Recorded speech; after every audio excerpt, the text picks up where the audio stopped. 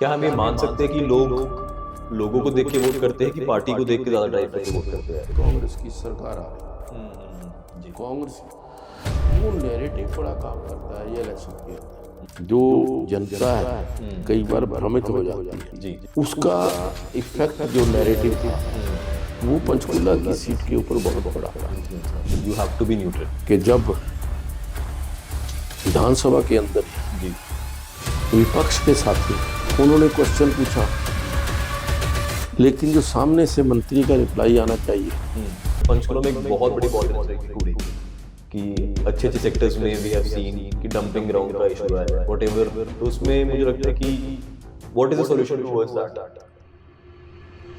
But कहीं ना कहीं हम सबको लगता है कि पंचकुला एक टाइम पे हम एक रोल मॉडल सिटी, इंक्रोचमेंट या फिर ट्रैफिक का इशू हो या फिर ड्रेनेज का इशू थोड़ा सा हो गया। एक अच्छा प्रश्न किया कि क्या कारण पंचकुला में करेंटली में हमारे बीजेपी से है एंड एमएलए हमारी कांग्रेस से। जब ये डुअल गवर्नमेंट एक सिटी में रूल करते तो उसमें काम नहीं कर पाते, दोनों ही काम कर पाए।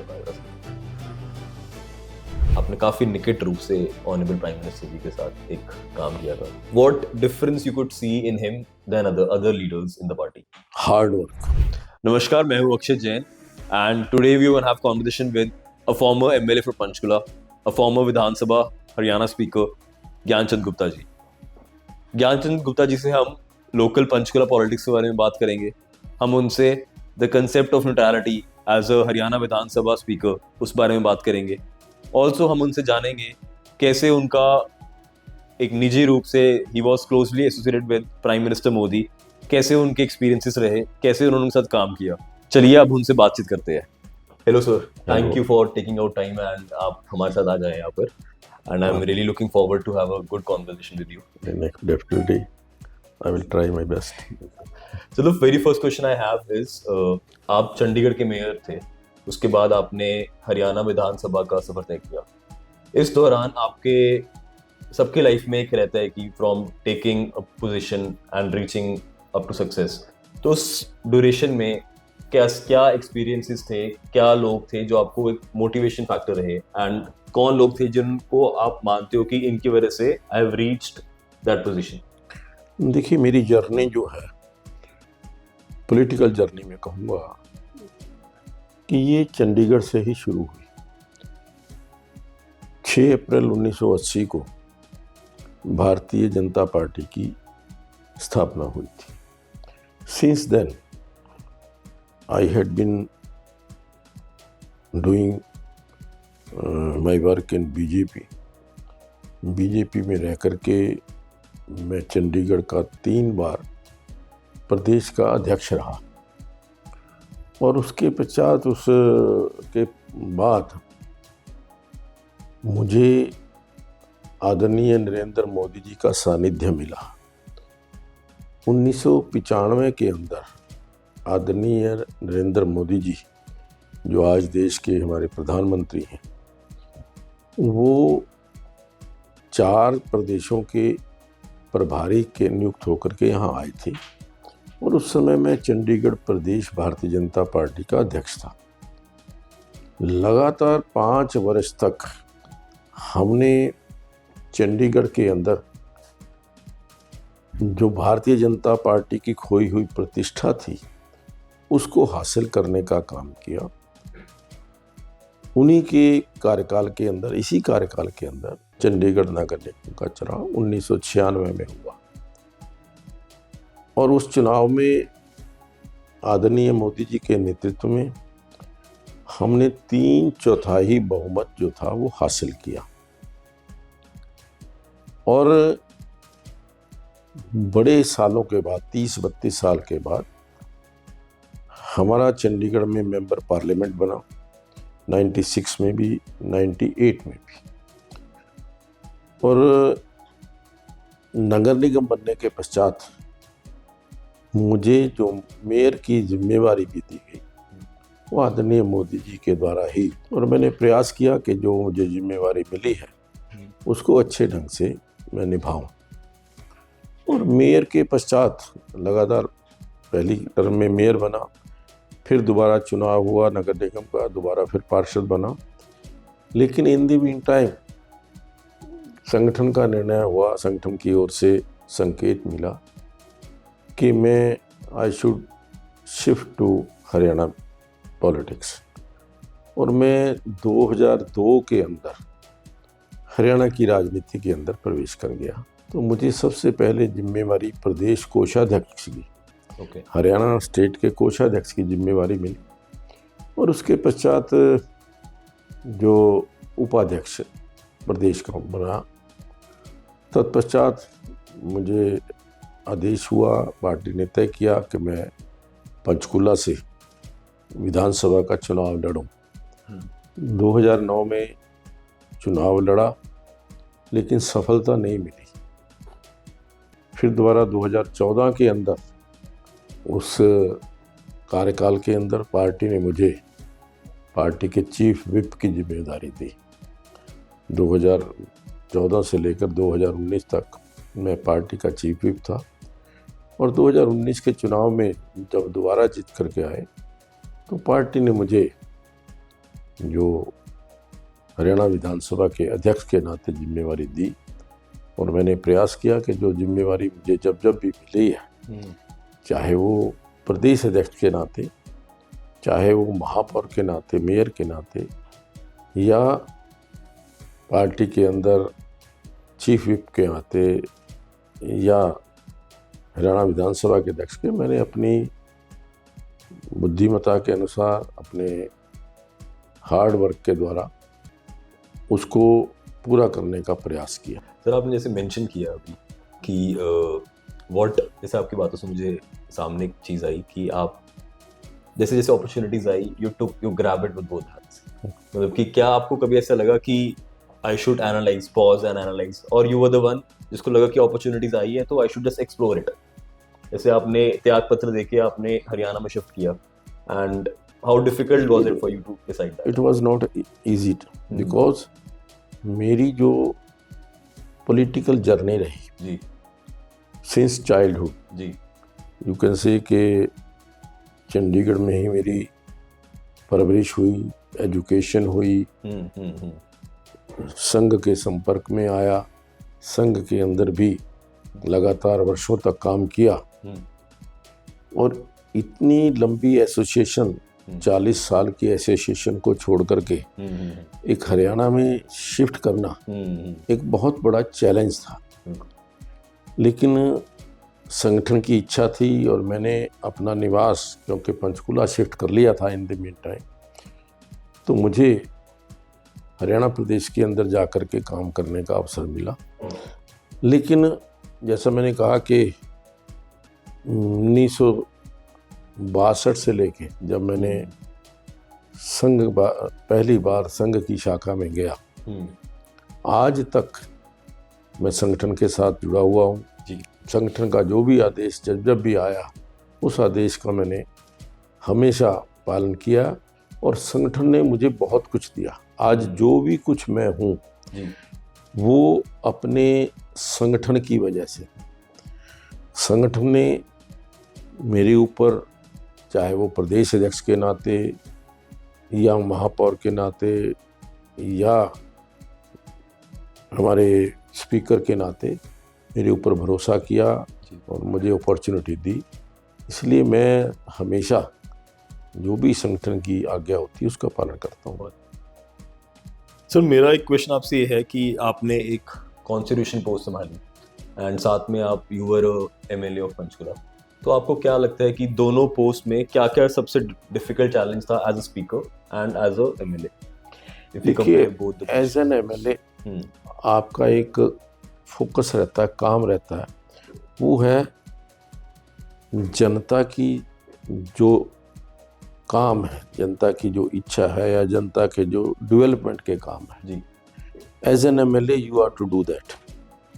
उसके ऊपर आपको फोकस करना होता है कि जनता चाहती है कि हमारा जो रिप्रेजेंटेटिव है, जो चुना हुआ नुमाइंदा है, हमारा एमएलए है, वो हमारे विकास के काम भी करे जी, और व्यक्तिगत काम भी करे जी। तो पहले 5 साल एज एमएलए तो मैंने जो विकास के काम पंचकुला के अंदर बहुत ज़रूरी थे, और 2014 से पहले पंचकूला विधानसभा को पूरी तरह नेग्लेक्ट किया गया था कांग्रेस के द्वारा। कुछ कारण हो सकते हैं, कांग्रेस की आपसी गुटबाजी, या जो वहाँ से कांग्रेस के विधायक रहे या मेंबर पार्लियामेंट रहे, उनकी गुटबाजी के कारण पंचकूला ने सफ़र किया। लेकिन जब पंचकूला की जनता ने मुझ पर भरोसा जताया तो मैंने पंचकूला के विकास की दृष्टि से पहले 5 साल के अंदर भी और उसके अगले 5 साल के अंदर भी मैक्सिमम विकास के कार्य, मैं ये दावे से कह सकता हूँ कि पंचकूला जो हरियाणा के ही नहीं देश के नक्शे के ऊपर भी इन 10 साल के अंदर आया। क्योंकि लगभग 5,000 करोड़ रुपए के डेवलपमेंट वर्क इन 10 साल के अंदर पंचकूला में हुए। जो पंचकूला नेग्लेक्टेड पंचकूला था, 10 साल के अंदर डेवलप्ड पंचकूला बना। पंचकूला के अंदर हम national institute of fashion technology वो आया, नेशनल इंस्टीट्यूट ऑफ आयुर्वेदा आया, यहाँ पर गवर्नमेंट इंजीनियरिंग कॉलेज आया, गवर्नमेंट पॉलिटेक्निक कॉलेज आया, गवर्नमेंट मेडिकल कॉलेज आया। यहाँ पर जो विकास की दृष्टि से, चाहे वो PWD रेस्ट हाउस था, चाहे वो मल्टी लेवल पार्किंग थी या सड़कें थी, और सबसे बड़ी जो ज़रूरत थी इस इलाके को, जिसको कांग्रेस पार्टी के लोगों ने बार बार नेगलेक्ट किया, वो था national highway from Panchkula to Saharanpur Yamunanagar. 2014 में जीतने के पश्चात तुरंत हमने 2015 के अंदर नेशनल हाईवे का निर्माण शुरू किया और 2016 के अंदर वो सड़क बन करके तैयार हुई। और जब से वो सड़क बन करके तैयार हुई है, मैं दावे से कह सकता हूँ कि पंचकूला की तस्वीर बदली है, पंचकूला की तकदीर बदली है। क्योंकि जो हमारे सारे गांव थे वो मेन रोड से कनेक्टेड नहीं थे। नेशनल हाईवे बनने के बाद आज पंचकूला का कोई भी ऐसा गांव नहीं जो सीधा नेशनल हाईवे के साथ जुड़ा हुआ था।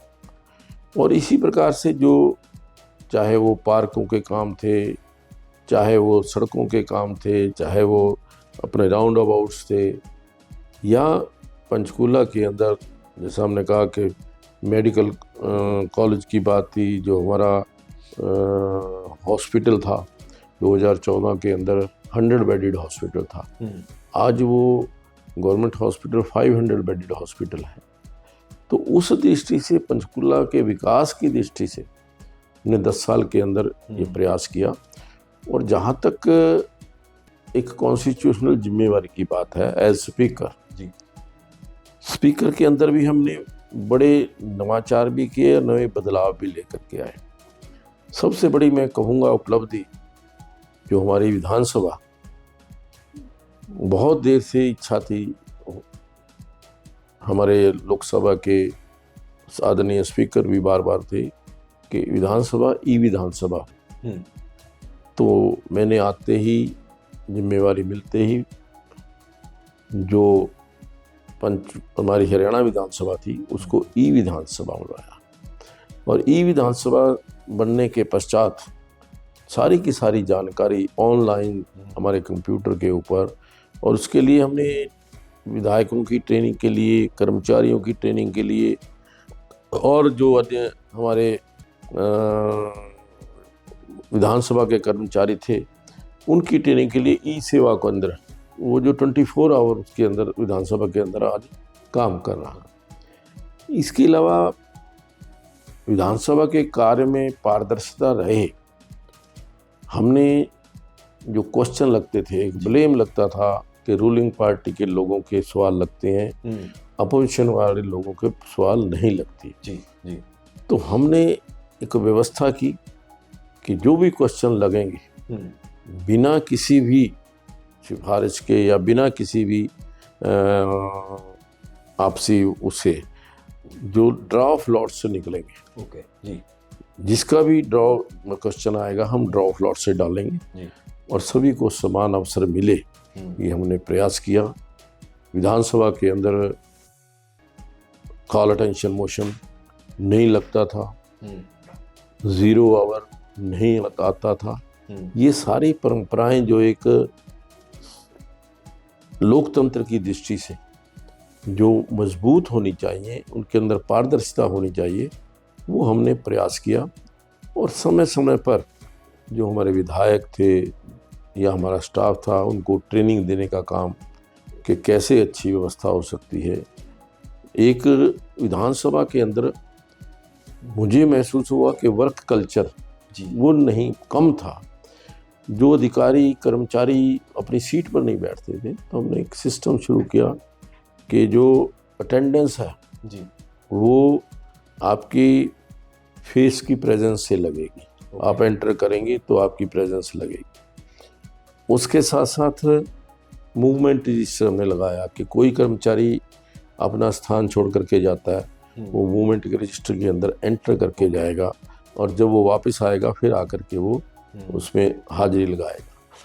तो इस प्रकार से जो विधानसभा की एक अंदर पारदर्शिता रहनी चाहिए। जी जी जी हमारे जो विपक्ष के लोग भी जी इस बात को अप्रिशिएट करते थे कि भी हमें पूरा चांस जो है, हमने किसी के साथ कभी भेदभाव नहीं किया।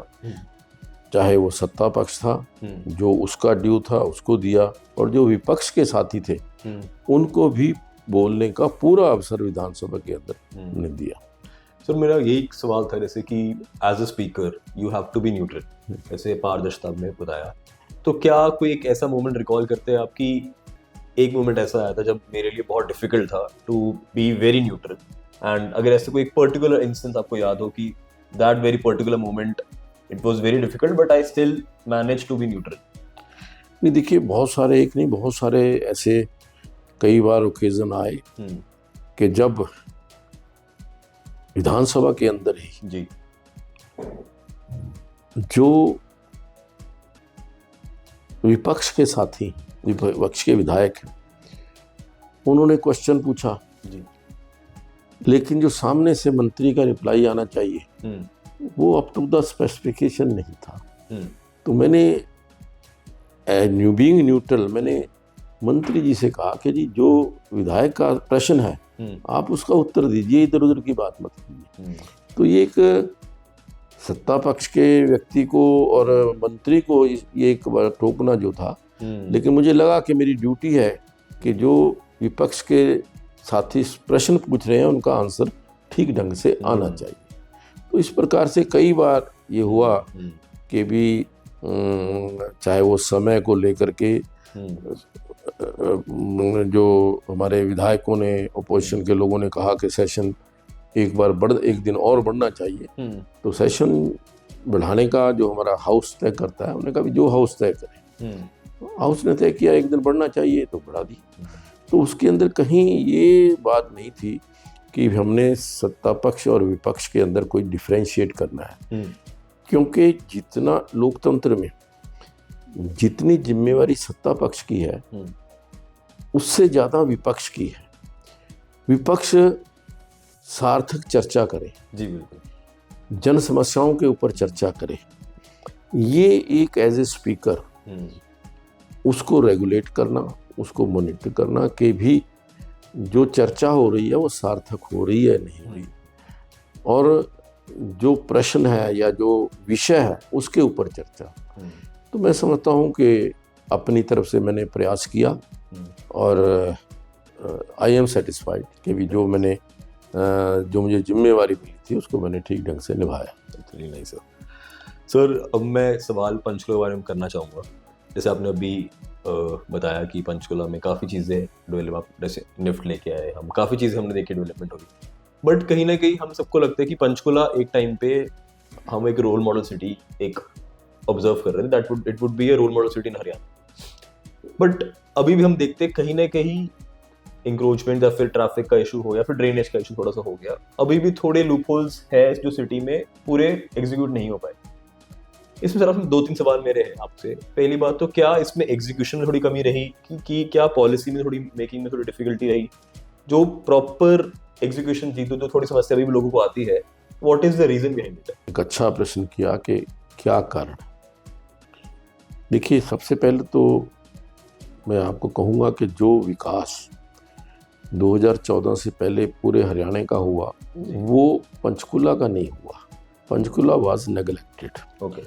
बट हमारी सरकार आने के बाद हमने प्रयास किया कि पंचकुला को स्वच्छ, सुंदर और हरा भरा पंचकुला, वहाँ की सड़कें, वहाँ के पार्क, वहाँ के राउंड अबाउट्स, स्वच्छता को लेकर के हमने प्रयास किया।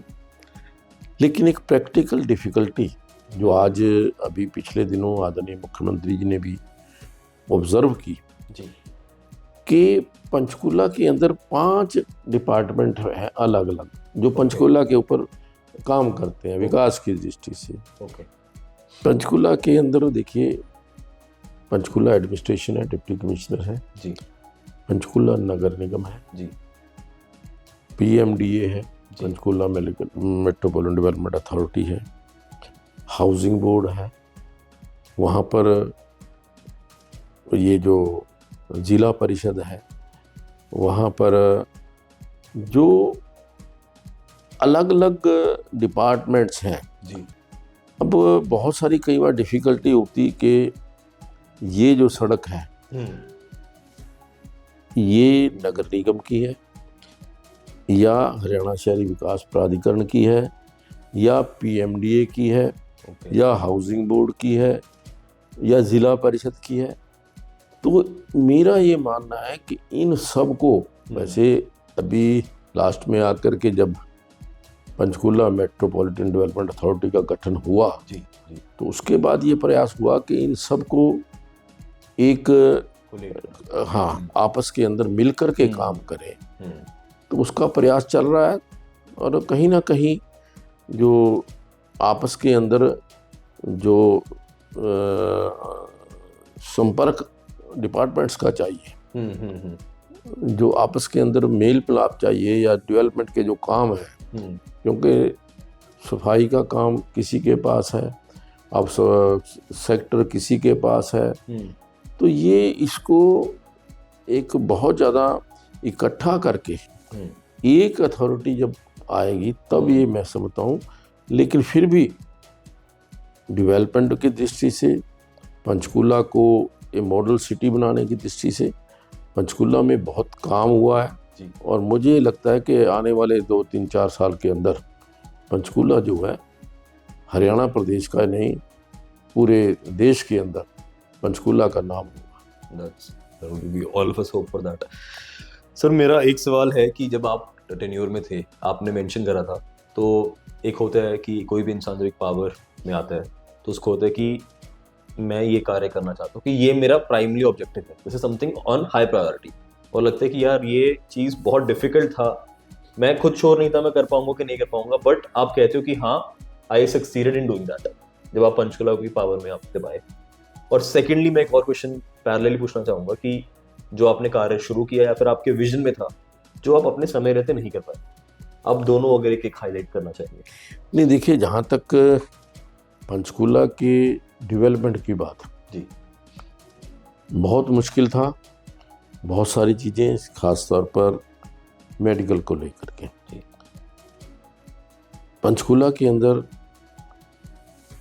जो हॉस्पिटल था जी, 100 बेडेड हॉस्पिटल था जी, लेकिन हमने फोकस करके सरकारी जो अधिकारियों से मिल करके उनके ऊपर प्रेशर करके कि पंचकुला के अंदर एक अच्छा हॉस्पिटल विद ऑल फैसिलिटीज़ ये होना अति आवश्यक है, और उसको हमने पूरा किया।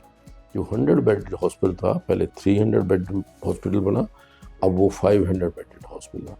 तो ये जो एक हेल्थ के ऊपर, दूसरा यहाँ पर एजुकेशन की दृष्टि से देखिए, पंचकुला के अंदर 2014 से पहले ना मेडिकल कॉलेज था, ना इंजीनियरिंग कॉलेज था, ना पॉलिटेक्निक कॉलेज था, ना ITI थी, ना ही नेशनल इंस्टीट्यूट ऑफ आयुर्वेदा था, ना ही निफ्ट था। ये मैं समझता हूँ कि एक एजुकेशन की दृष्टि से पंचकुला आगे बढ़े और जो हमारे यहाँ के लोकल लोग हैं उनको काम मिले, तो उस दृष्टि से ये जो इंस्टीट्यूशंस आई हैं पढ़ाई की दृष्टि से, पॉलिटेक्निक कॉलेज आया है, ITI आया है। जो हमारा युवा है अब उसको बाहर जाने की आवश्यकता नहीं है। आज उसके लिए एजुकेशन की दृष्टि से सारी जो चीज़ें हैं वो पंचकुला के अंदर अवेलेबल है। और दूसरा जो आपने कहा कर नहीं पाए, देखिए हमेशा ये स्कोप रहता है, इम्प्रूवमेंट का स्कोप तो हमेशा ही रहता है। बिल्कुल जी। लेकिन एक चीज़ जो मैंने शुरू में प्रयास किया, आज वो सिरे चढ़ने वाला है लेकिन उसमें टाइम लगा ज़्यादा, वो था जो हमारी झुग्गी झोपड़ी में रहने वाले गरीब लोग हैं उनका पुनर्वास, उनको पक्के छत मिले। तो उसके लिए मैंने जगह भी चिन्हित कराई, आदरणीय मुख्यमंत्री जी को भी वहाँ जा कर के दिखाया, प्रोजेक्ट तैयार हुआ और अभी लगभग 15-20 दिन पहले 17.5 एकड़ ज़मीन उन लोगों के लिए जो झुग्गी झोपड़ी में रहने वाले लोग हैं उनके लिए फ्लैट बनाने के लिए चिन्हित की गई है। और मुझे लगता है कि अगले 1 महीने 2 महीने के अंदर उस प्रोजेक्ट पर काम शुरू हो जाएगा।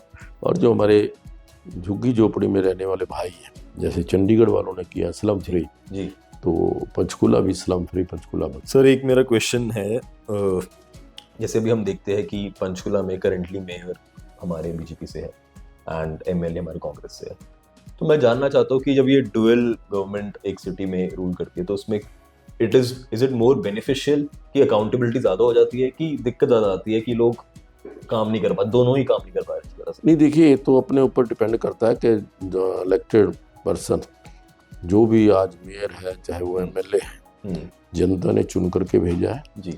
उनकी जिम्मेवारी है कि जनता की जो चीज़ें हैं, उनकी तकलीफ़ें हैं, जनता की जो दिक्कतें हैं, उन दिक्कतों को दूर करने के लिए चाहे वो नगर निगम के स्तर पर जी और या सरकार के स्तर पर, ये जिम्मेवारी विधायक की है कि वो सरकार के आगे वो डिफ़िकल्टीज रखे और उनको सॉल्व करने का प्रयास करे, विधानसभा के अंदर प्रश्न उठाए। ये मैं समझता हूँ कि यदि जो भी चुना हुआ नुमाइंदा है अपनी जिम्मेवारी को समझ करके काम करेगा तो निश्चित तौर पर उस समस्या का समाधान होगा। लेकिन एक दूसरे के ऊपर हम दोषारोपण करते रहें, एक दूसरे के ऊपर रिस्पॉन्सिबिलिटी शिफ्ट करते रहेंगे, उससे काम तो रुकेगा ही, लेकिन जनता का जो विश्वास है वो भी जो चुने हुए नुमाइंदों पर से कम होगा। तो मेरा सवाल ये था कि क्या हम ये जो हमने इलेक्शंस में देखा हमने, क्या हम ये मान सकते हैं कि लोगों को देख के वोट करते हैं कि पार्टी को देख के ज़्यादा ड्राइव करके वोट करते हैं? मतलब कि व्हाट इज इंडियन पीपल, हमारे अगर अर्बन जो सिटी है, are they more incline towards the candidate और टुवर्ड्स द पार्टी? देखिए दोनों चीज़ें, कैंडिडेट और पार्टी, पार्टी की वर्किंग, पार्टी की परफॉर्मेंस, पार्टी ने जहाँ पर भी सत्ता में आए वहाँ क्या पॉलिसीज लेकर के आए जी, क्या उन्होंने डेवलपमेंट की, क्या उन्होंने इलाके के लिए काम किए। और दूसरा, जो व्यक्ति चुनाव लड़ रहा है उसको भी देख करके जो वोटर है वो मन बनाता है कि उसकी छवि कैसी है, उसका इतिहास क्या रहा है, उसने क्या कैसे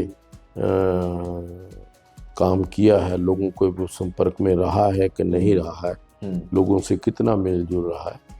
ये सब चीज़ें एनालाइज करने के बाद फिर वोटर निर्णय करता है। लेकिन कई बार ऐसा एक माहौल बन जाता है जो अब जैसा अब की बार एक पूरे हरियाणा प्रदेश के अंदर एक नैरेटिव बना दिया कांग्रेस ने कि कांग्रेस की सरकार आ रही है, कांग्रेस की, वो नैरेटिव बड़ा काम करता है ये इलेक्शन के अंदर। ये वो भी चीज़ें भी हैं, कैंडिडेट भी है, पार्टी भी है, नैरेटिव भी है। क्या नैरेटिव है? और वो नैरेटिव को लेकर के जो जनता है कई बार भ्रमित हो जाती है जी। और उसी के कारण मैं समझता हूँ कि हमारी जो पंचकुला विधानसभा की सीट है उसका इफेक्ट जो नैरेटिव था वो पंचकुला की सीट के ऊपर बहुत बड़ा इन्फ्लुएंस करता है, क्योंकि यहाँ लगभग लोगों ने मान लिया था कि हरियाणा प्रदेश के अंदर कांग्रेस पार्टी की सरकार आ रही है, और लेकिन वास्तविकता कुछ और थी। ऊपर से हवा तो बना दी, लेकिन नीचे ग्राउंड के ऊपर वो चीज़ नहीं थी। ग्राउंड के ऊपर तो जो लोगों ने पिछले 10 साल के अंदर भारतीय जनता पार्टी का काम देखा था, ईमानदारी देखी थी, जो लोगों की भर्तियों के अंदर पारदर्शिता देखी थी, बिना पर्ची बिना खर्चे के जो सरकारी नौकरियां मिली थी, वो जो था कहीं ना कहीं लोगों के मन के अंदर, एक गरीब आदमी के परिवार के अंदर किसी को पक्की नौकरी मिल गई बिना 1 रुपया खर्च किए गए, तो वो परिवार के मन के अंदर तो है कि इस सरकार ने मुझे, मेरे परिवार को, मेरे बच्चे को नौकरी दी है। लेकिन वो बोलता नहीं है, गरीब आदमी, लेकिन उसका रिफ्लेक्शन जो था वो अब की बार जो रिजल्ट थे, एंड रिजल्ट थे, उसमें देखने को मिला। सो वी कैन कंक्लूड कि कहीं ना कहीं पार्टी का लोगों का जो इन्फ्लुएंस था वो पार्टी की वेव के ऊपर ज्यादा था। हाँ, इस पर पंचकुला के एमसी इलेक्शंस में हम देखते हैं, जैसे हम विधानसभा इलेक्शंस देखते हैं, ऑब्वियसली वो ज्यादा इन्फ्लुएंशियल, ज्यादा वर्ड ऑफ माउथ ज्यादा फैलता है कि it is very strong election, everyone is eyeing for that. वो सेम एनर्जी हम एमसी इलेक्शंस में नहीं देखते। कहीं ना कहीं लोगों के जो जागरूकता है एमसी इलेक्शंस में वो कंपैरेटिवली थोड़े कम रहता है। इसमें आपका क्या मानना है कि ये वेव सही है? लोगों को कितनी इंपॉर्टेंस एक एमसी इलेक्शंस की भी है जितनी एक विधानसभा इलेक्शंस की रहती है? नहीं, देखिए, विधानसभा और नगर निगम दोनों की अलग अलग अपनी अपनी इम्पोर्टेंस है जी। जहाँ हम, क्योंकि लोकतंत्र जो है जी, वो बेसिक लोकतंत्र जो है नगर निगम या पंचायत के अंदर, वो हमें देखने को मिलता है जी। नगर निगम के अंदर ज़्यादा लोगों का इंटरेस्ट नहीं रहता, या पोलिंग कम होती है। लोग जो हैं कि क्योंकि नगर निगम के दायरे के अंदर सिवाय सफाई के, सड़कों के या छोटे मोटे पार्कों के, इससे ज़्यादा कोई और बड़ा वो नहीं है जी। पॉलिसी कोई बना नहीं सकती जी। नगर निगम अपने सेल्फ उसके ऊपर कोई निर्णय नहीं ले सकती, तो लोगों का इंटरेस्ट कम रहता है। वो है बहुत ज़रूरी, क्योंकि छोटी छोटी मुश्किलों को हल करने के लिए जो नगर निगम का चुना हुआ प्रतिनिधि है, जो पार्षद है, वही उसको सीधा अवेलेबल रहता है। आप विधानसभा की, पूरी विधानसभा बड़ी विधानसभा है, एमएलए की अवेलेबिलिटी थोड़ा कम हो सकती है, क्योंकि उसको बड़े एरिया को सर्व करना है। जी जी। और लोकसभा के अंदर तो एरिया बहुत बड़ा होता है जी। उसकी जिम्मेवारी लोकसभा की होती है। लेकिन जो छोटी डे टू डे की मुश्किलें हैं जी, उसको हल करने के लिए नगर निगम के अंदर भी चुने हुए अच्छे प्रतिनिधि जाएं, जो वहाँ की समस्याओं को समझें और समस्याओं के समाधान के लिए लोगों के बीच में रहें। तो इसलिए नगर निगम का एक अपनी जिम्मेवारी है। और जहाँ तक विधानसभा का एमएलए है, विधानसभा के अंदर कानून बनते हैं, विधानसभा के अंदर नियम कानून बनते हैं कि हमारी सरकार कैसे काम करेगी, क्या क्या पॉलिसीज लेके आएगी, क्या डिसीजन होंगे, जनहित के अंदर क्या होंगे। तो वो भी जो एमएलए है या जो विधानसभा है वो भी उतनी ही इम्पोर्टेंट है। और रेदर मैं कहूँगा कि डिसीजन मेकिंग बॉडी जो है वो विधानसभा है। विधानसभा चाहे मंत्रिमंडल निर्णय करता है, चाहे विधानसभा के अंदर जो बिल पारित होते हैं वही आखिरकार जनता के लिए ऊपर लागू होते हैं। आई गेस लोगों को और ज़्यादा प्रायोरिटाइज करना चाहिए, इक्वली पैरेलली एमसी इलेक्शंस को भी, बिकॉज हम जो डेली लाइफ चैलेंजेस आते हैं, हम लोग एक्चुअली बॉदर जो होते हैं वो एमसी से ही होते हैं। And it would be better अगर हम सब लोग और अटेंडेंस में जाके वोट करें। सर, मेरा नेक्स्ट क्वेश्चन है, अब एमसी इलेक्शंस आने वाले हैं पंचकुला में, तो आपको क्या लगता है कि ये 3 पॉइंट्स है जो उनको टोटली प्रायोरिटाइज करना चाहिए, कि ये 3 ऑब्जेक्टिव्स कोई भी जो लीडर है, जो कैंडिडेट है, उनके सब टॉप 1 2 3 प्रायोरिटीज ये होनी चाहिए in order to fix Panchkula? नहीं, देखिए, आज पंचकुला जो है एक well planned city, part of tricity. जब हम पंचकुला की बात करते हैं तो साथ में कंपेयर करते हैं चंडीगढ़ और Mohali. Chandigarh is a planned city, Panchkula is also a planned city. उसकी डेवलपमेंट, लेकिन वो उतना प्लान नहीं है जितना Chandigarh plan. Chandigarh totally plan city बना है, नया सिटी बना है।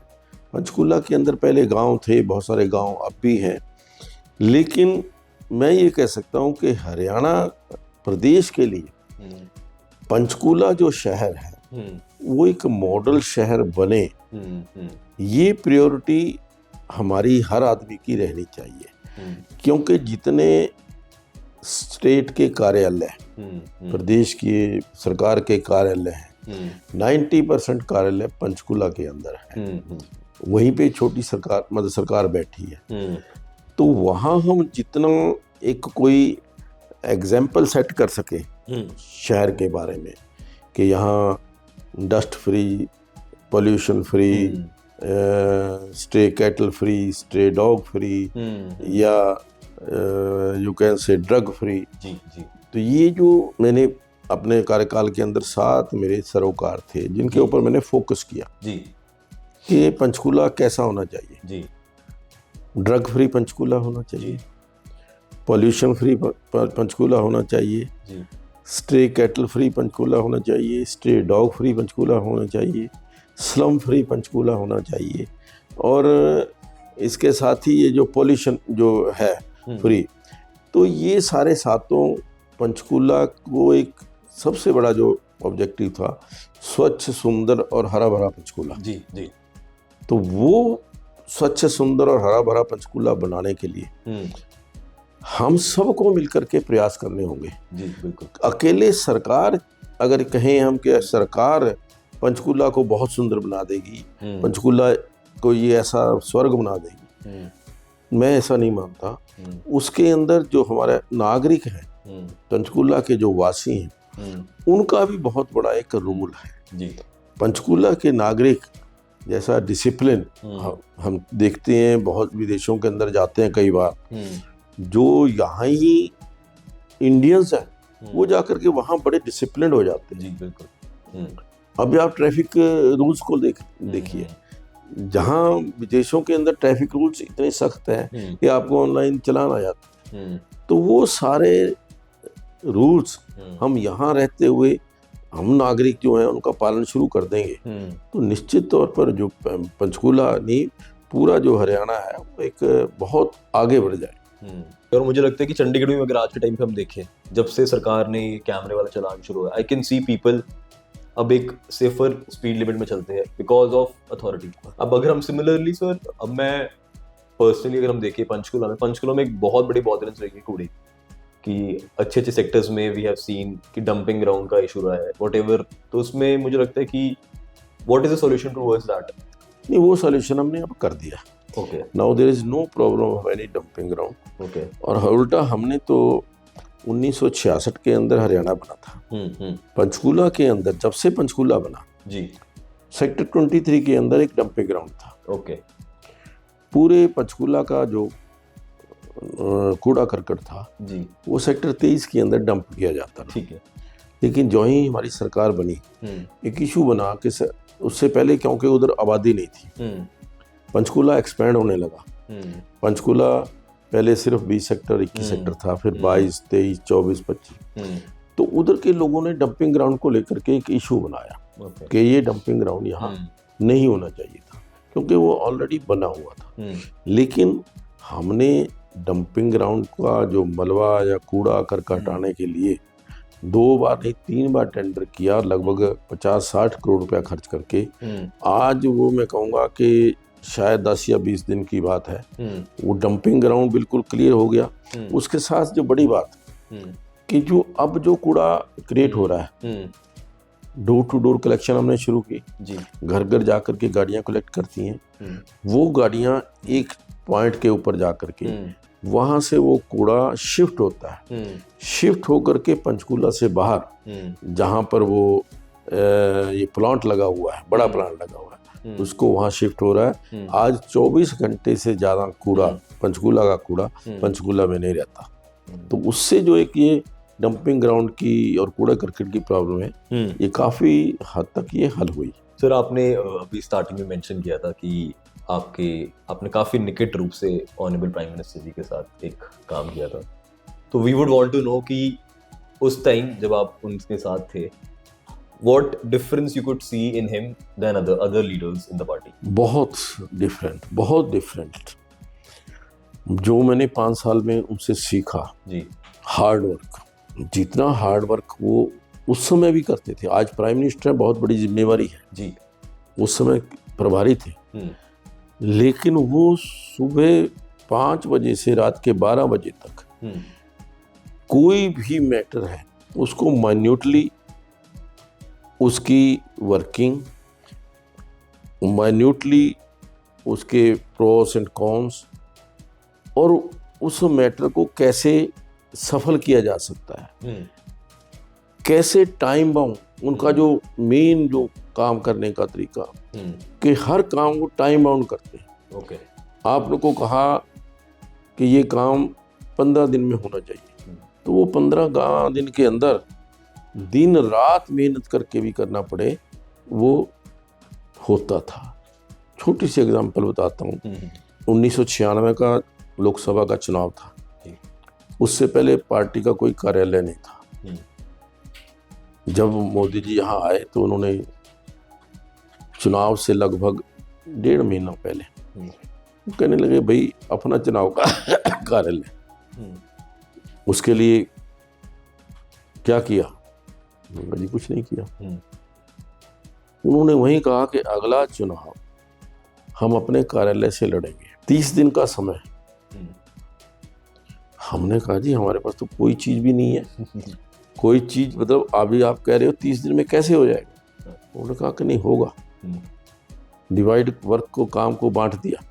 आपने ये काम करना है, स्टेट ऑफिस का करना, आपने पैसा कलेक्शन करना, आपने ये सीमेंट लाना है, आपने ये जो मिस्त्री का काम देखना है, कंस्ट्रक्शन काम को बांट करके केवल सिर्फ आदेश कर दिया, ऐसा नहीं, फिर उसकी मॉनिटरिंग। 2 दिन बाद, 4 दिन बाद क्या हुआ, कहाँ रह गया, ये काम क्यों नहीं हुआ, ये काम क्यों नहीं है। और हम मानेंगे कि जो उन्होंने 30 दिन का समय दिया, और 30 दिन के समय के साथ साथ उन्होंने ये भी कह दिया कि इस दिन हवन होगा कार्यालय के अंदर। अभी देखिए वहाँ पे ज़मीन पे हमारे पास कुछ भी नहीं, लेकिन मैं ये उनकी बहुत, मतलब एक दूरदर्शी सोच कि काम कैसे करना है, काम कैसे होता है। 30 दिन के अंदर वो 5 कमरे जो थे बन करके तैयार हुए।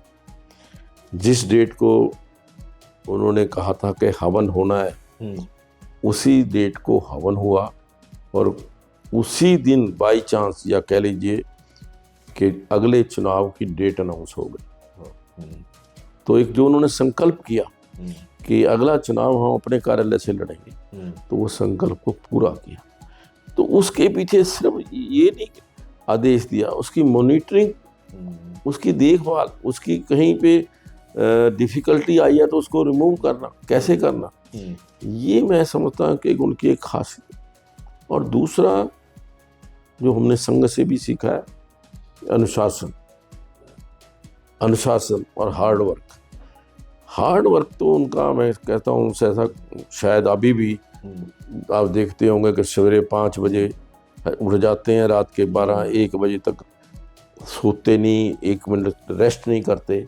तो ये जो एनर्जी मैं कहूँगा उनके अंदर है, वो हर व्यक्ति के अंदर एनर्जी शायद नहीं है। और उस टाइम भी हमने देखा कि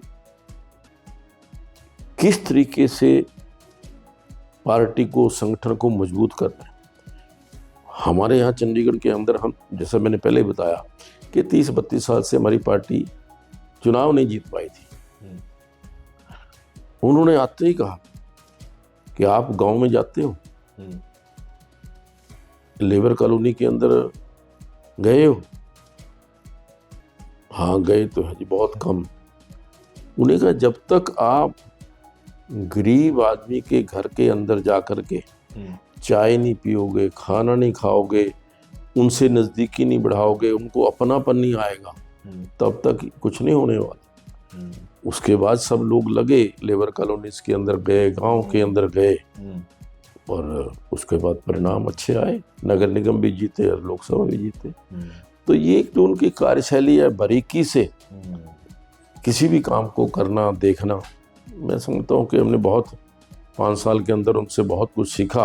और मैं तो ये भी कह सकता हूँ कि शायद उसी का परिणाम कि आज मुझे जो संगठन की तरफ से जो यश मिला है या जो जिम्मेवारी मिली है, पद मिला है, वो सब उनकी जो एक प्रेरणा थी वही का उसी के कारण था। इज देयर एनी, एक होता है ना हर एक इंसान के साथ कोई एक वर्ड्स जुड़े होते हैं कि ये बात है जो उन्होंने मुझे बोली थी निजी रूप से, जो आज तक मैं कभी नहीं भूलूंगा, एक कोई पर्टिकुलर मोमेंट या फिर कोई पर्टिकुलर बात जो आपको लगता है कि ये वर्ड ऑफ विजडम मैं जिंदगी भर अपने साथ रखूंगा? नहीं, देखिए वो तो हमेशा जो हार्ड वर्क की बात कि मेहनत करो, मेहनत करो, मेहनत करो और फोकस ऑन योर वर्क, कि भी आप अपने काम की ओर ध्यान दो, सफलता अपने आप मिलेगी। और उन्होंने हमेशा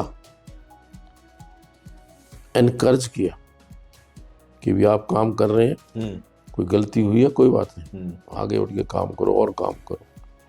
तो एक मैं समझता हूँ कि उनके कार्यशैली जो को देख करके ही जो उन्होंने हमेशा एनकरेज किया, एनकरेजमेंट जो है वो हमारे अभी तक उनकी प्रेरणा से काम आ रही। तो बहुत से लोगों का मानना है कि स्पीकर रहने के बाद आप गवर्नेंस को बहुत गहराई से समझते हैं, एंड इतने ज़्यादा एक्सपीरियंस के बाद तो आपको क्या हम देख सकते हैं कि आगे चलते कोई बड़ी रिस्पॉन्सिबिलिटी में आपको देख सकते हैं? देखिए, हमारे यहाँ रिस्पॉन्सिबिलिटी कोई खुद नहीं तय करता। हमारे यहाँ संगठन जो है जी, वो सर्वोपरि है, वो सबसे बड़ी है। कोई भी किसी को व्यक्ति को जिम्मेवारी मिलती है वो संगठन तय करता है जी। संगठन ने बहुत कुछ दिया है जी। मैं समझता हूँ कि आज तक जो भी मैं हूँ वो संगठन के आशीर्वाद से हूँ। और हमारा संगठन ऐसा है कि कोई भी कार्यकर्ता काम कर रहा है जी। वो उसकी नज़र के अंदर रहता है कि ये क्या कर रहा है, क्या इसको करना है, इसको कब करना है। आप देखिए, छोटा सा एग्जांपल देखिए, परसों राष्ट्रीय कार्यकारी अध्यक्ष तय हुए, ओके, नितिन नवीन जी जी। कभी किसी ने शायद सोचा भी नहीं होगा, लोगों को मालूम, नाम भी मालूम नहीं, लेकिन संगठन देखता है कि वो पिछले 5 बार से लगातार विधायक बनते आ रहे हैं। उसके पिता, उनके पिताजी जो है पहले विधायक थे, तो उनकी जो कार्यशैली है वो लोगों के अंदर जमी हुई है या उनके ऊपर लोग विश्वास करते हैं। तो उनके काम को देख करके, उनकी कार्यशैली को देख करके, उनका जो अपना एक करैक्टर है उसको देख करके जो उनकी वो पार्टी संगठन जो भी है वो तय करती है। तो इसलिए क्या होना है क्या नहीं होना ये तो संगठन जानता है, लेकिन मुझे इस बात का फक्र है कि मैं एक ऐसे संगठन से जुड़ा हुआ हूँ जो जिसके लिए देश सर्वोपरि है। हम जिए तो देश के लिए, देश सबसे पहले है। मैं, मेरा परिवार, मेरा शहर, मोहल्ला, गांव, ये सब उसके बीच में आती है जब हम कहते हैं कि ये देश के लिए मैं जीऊँगा। अगर देश के लिए किसी भी तरह की ज़रूरत पड़ी तो उससे पीछे नहीं हटूँगा। तो हमें तो अपने देश के लिए जो हमारा संगठन है राष्ट्रीय स्वयंसेवक संघ, जिससे मैं लगातार पिछले लगभग 60 साल से जुड़ा हुआ हूँ, तो उसके अंदर यही है कि हमने सेवा के लिए हम आए, ना कि सत्ता के लिए। तो मैं मानता हूँ कि as a youth myself we have strongly, जो हमारे अंदर कल्चर, मैं मानता हूँ काफ़ी भटक गए थे यूथ। आज के टाइम पे आई कैन सी, अगर आप देखो, अगर आप सोशल मीडिया में भी देखो, आज के टाइम पे लोग स्पिरिचुअली वापस आ रहे हैं। हमारे यूथ वापस अपने कल्चर की तरफ जा रहे हैं। कुंभ के मेले में अटेंडेंस बढ़ रही है, यूथ की ज़्यादा बढ़ रही है। तो वी कैन सी दैट कि वापस लोग योगा कर रहे हैं आज के टाइम पे। जो हमारे भटक गए थे, हम पहले हम जिम से जाते थे, आज के टाइम पे लोग उतना योगा पर टाइम भी दे रहे हैं। तो I can see that youth में वापस वो कल्चर इनकलकेट हो रहा है। सर, एक कोई आप बोलना चाहेंगे यूथ को हमारे की टेक अवेज, और कोई अगर इंटरेस्टेड है to shape India future tomorrow, who want to start now? देखिए, आज का युवा कल का भविष्य है जी। आज हमारे देश के अंदर 65% यूथ है। जी देश की बागडोर युवाओं के हाथ में आई है और हमारे देश के प्रधानमंत्री जी ने तो प्रैक्टिकली अभी ये जो नितिन जी राष्ट्रीय अध्यक्ष शुरू हुए बने हैं, 45 वर्ष की आयु में राष्ट्रीय कार्यकारी अध्यक्ष बने।